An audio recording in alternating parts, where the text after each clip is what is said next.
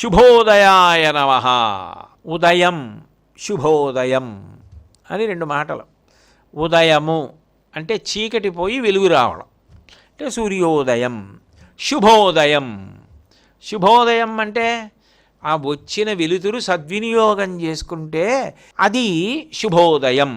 చూడండి, ప్రభాతం, భాతం కాంతి, కాంతి రావడానికి ముందున్న కాలం ప్రభాతం, కొద్దిగా చీకటి ఉంది. సుప్రభాతం ఎప్పుడు మనం భగవంతుని యొక్క చింతన యందు గడిపితే సుప్రభాతం. ఇంకా కొద్దిగా చీకటి ఉంది అని ఆ చీకటిని ఈశ్వరుణ్ణి నిద్రలేపడానికి భావజాలమునందు ఉపయోగించాడు. ఉపయోగించి శ్లోకములు చదివి భగవంతుని యందు తన్మయత్వాన్ని పొందాడు కాబట్టి సుప్రభాతం. అట్లా ఉదయం, శుభోదయం. తెల్లవారినది, సూర్యుడు వస్తాడు. సూర్యుడు వచ్చాడంటే ఉదయించారు అని గుర్తు. ఉదయిస్తే ఏమవుతుంది? సమస్త ప్రాణులకు జాగృతి కలుగుతుంది. ఇంద్రియములన్నీ పనిచేయడం మొదలెడతాయి, మనసు పనిచేయడం మొదలెడుతుంది. కాబట్టి తెలివిలోకి వచ్చాడు అంటారు కదా.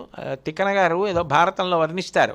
నీరజాకరములు నిష్ఠయై చేసిన భవ్యతపంబు ఫలమనంగా దినసముఖాకి నందిత చక్రయుగ్మకంబులయనురాగంపు బ్రోవనంగా హరిహర బ్రహ్మ మహానుభావంబులొక్కటింకాగరగిన గట్టి అనగా అతుల వేదత్రయలతికాచయము పెనుబొందన్ పుట్టెడు మూల కందమనగా అఖిల జగముల కందెరయగుచు జనసమాజ కరపుట హృదయ సరోజములకు ముకుళనంబును జృంభణంబున నచ్చి భానుబింబంబు పూర్వాద్రిపై వెలింగే అంటారు విరాట పర్వంలో.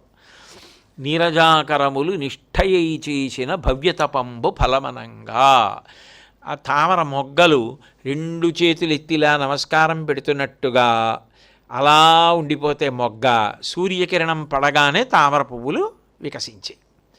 అట్లాగే దినసముఖాకి నందిత చక్రయుగ్మకంబులయనురాగంపు బ్రోవనంగా, చక్రవాక పక్షులకి ఆ భర్త మీద భార్యకి, భార్య మీద భర్తకి విశేషమైనటువంటి ప్రీతి. కానీ వాటికి చీకటి పడితే కళ్ళు కనపడవు. అందుకని ఒకదాని ఒకటి దూరం అయిపోయి అలమటిస్తాయి.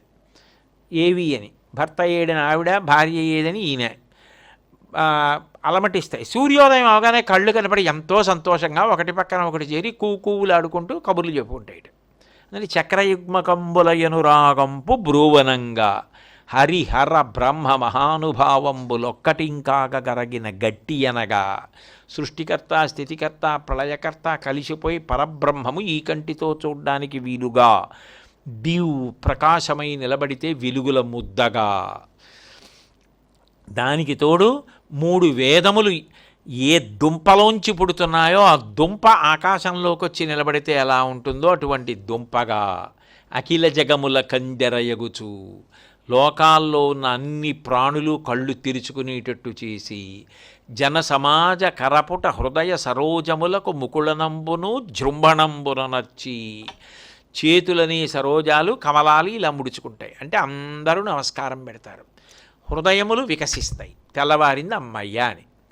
అలా ముకుళనంబును జృంభణంబును నచ్చి భానుబింబంబు పూర్వాద్రిపై వెలింగే. అది సూర్యోదయం. భానుబింబం తూర్పు కొండ మీదకు వచ్చింది.